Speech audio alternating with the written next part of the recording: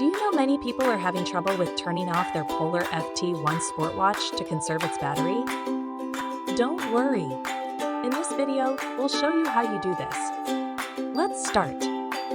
Step 1. Initiating mode display. Start by long pressing the button of the training computer. This will show the various menu modes. Step 2. Navigating to TIME. Scroll through your options until you reach the TIME mode, which also offers the opportunity to switch the watch off.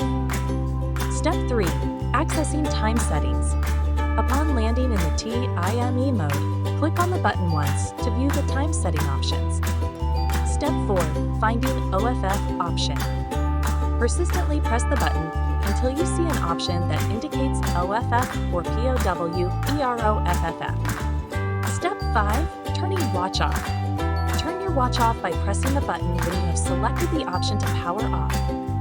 You've done it! With these simple steps, you can easily turn off your Polar FT1 sport watch and prolong its battery lifespan. Still need help? Visit our website for the complete manual. There you will also find questions and answers from other Polar users. Did you find this video helpful? By subscribing, you help us continue to answer users' questions. So, subscribe to our channel. Thanks for watching, and see you in the next video.